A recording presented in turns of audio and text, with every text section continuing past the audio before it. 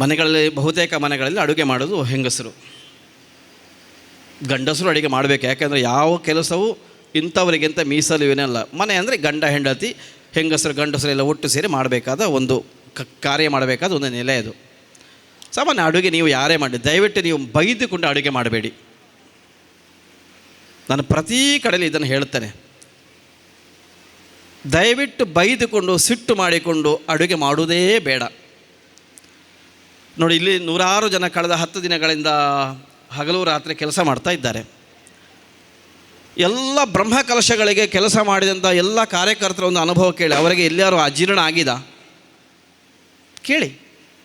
ಆಗಿದ ವಿಕ್ರಮಣ್ಣ.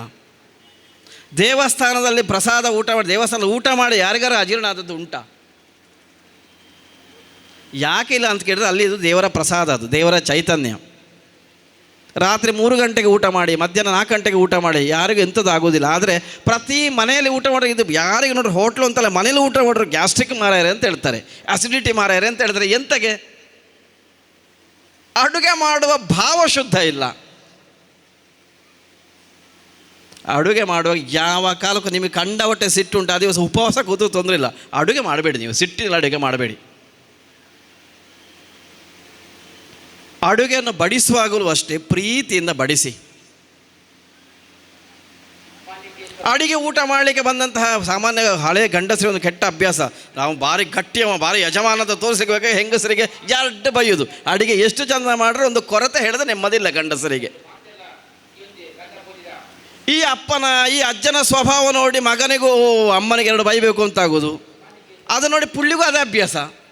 ದಯವಿಟ್ಟು ಹೆಂಗಸರಿಗೆ, ಅಡುಗೆ ಮಾಡಿದ ಹೆಂಗಸರಿಗೆ ಬೈಲಿಕ್ಕೆ ಹೋಗಬೇಡಿ. ಯಾಕೆಂದರೆ ಅನ್ನಪೂರ್ಣೆ ಅವಳು. ಇದು ಪ್ರಸಾದ ಅಂತ ಊಟ ಮಾಡಿ ನೋಡಿ. ಎಂಜಲು ಕೊಡಬೇಡಿ, ಎಂಜಲು ತಿನ್ನಬೇಡಿ. ನಮಗೆ ಭಯಂಕರ ಪ್ರೀತಿ ಅಂತ ವಿನಿಮಯ ಆಗ್ತದೆ. ದಯವಿಟ್ಟು ನೀವು ನಿಮ್ಮ ಎಂಜಲನ್ನು ಯಾರಿಗೂ ಕೊಡಬೇಡಿ, ಇನ್ನೊಬ್ಬರ ಎಂಜಲನ್ನು ತಿನ್ನಬೇಡಿ. ಅದು ನಿಜವಾಗಿ ಒಳ್ಳೆಯದಲ್ಲ. ಅದು ಇದೆಲ್ಲ ನಕಾರಾತ್ಮಕ ಶಕ್ತಿಗಳಿಗೆ ಕಾರಣ ಆಗಿರ್ತದೆ, ಎಂಟ್ರಿ ಆಗಲಿಕ್ಕೆ ಕಾರಣ ಆಗ್ತದೆ. ಪ್ರೀತಿಯನ್ನು ಬೇರೆ ಮೂಲಕ ಅಭಿವ್ಯಕ್ತಿಗೊಳಿಸ್ಬೋದು. ಎಂಜಲು ಕೊಟ್ಟೆ ಆಗಬೇಕು ಅಂತಿಲ್ಲ. ಪ್ರೀತಿಗೆ ಪರಸ್ಪರ ಎಂಜಲು ತಿನ್ನಿಸಿಯೇ ಪ್ರೀತಿಯನ್ನು ತೋರಿಸಬೇಕು ಅಂತ ಏನೂ ಇಲ್ಲ.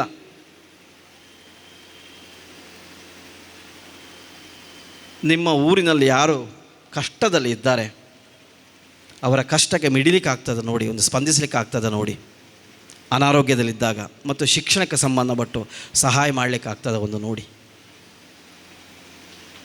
ಧಾರ್ಮಿಕತೆ ಅಂತ ಕೇಳಿದ್ರೆ ಮತ್ತೆಂಥದ್ದು ಅಲ್ಲ, ಎಲ್ಲರಿರುವಂತಹ ಆತ್ಮನನ್ನು ಅನುಭವಿಸುವುದಷ್ಟೇ.